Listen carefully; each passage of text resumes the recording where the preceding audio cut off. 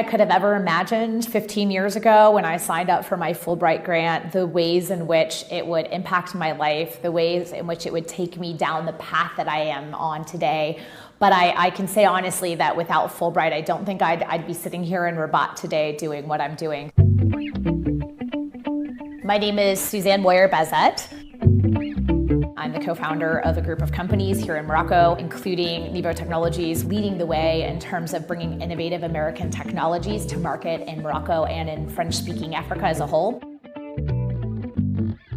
I'd been running exchange programs for a long time, and I'd seen the impact they had on others, and I thought, well, why don't I really want to have this opportunity for myself.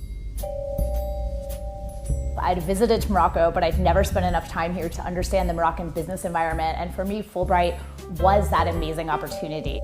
At the time, the United States and Morocco had just signed the free trade agreement, which was really monumental. It was the first free trade agreement between the United States and an African country, a North African country. So I spent a year essentially interviewing CEOs and entrepreneurs in Morocco, talking to them about the opportunities that they perceived as a result of the free trade agreement and how they saw themselves taking advantage of the new business opportunities.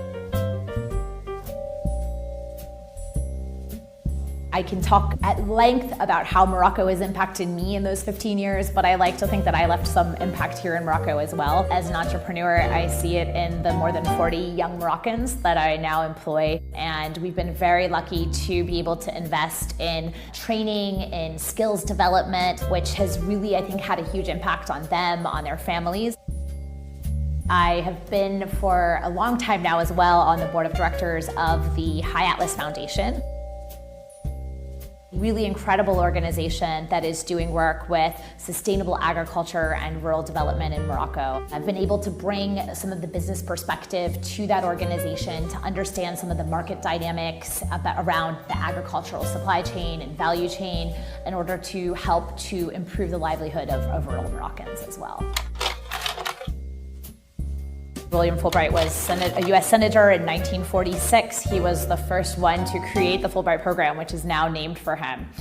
And he said there's an inevitable divergence between the world as it is and the world as men perceive it.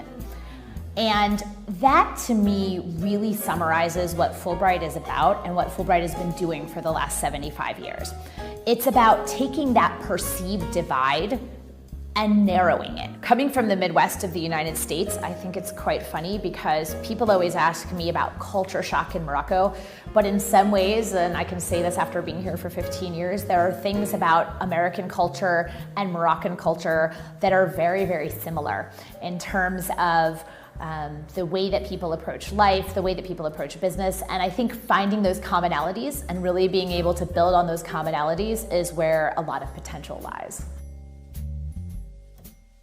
ولدي كبير إلا سولتي له واش أنت مغربي ولا أنت واش أنت أمريكاني كيقول لي أنا بجوج.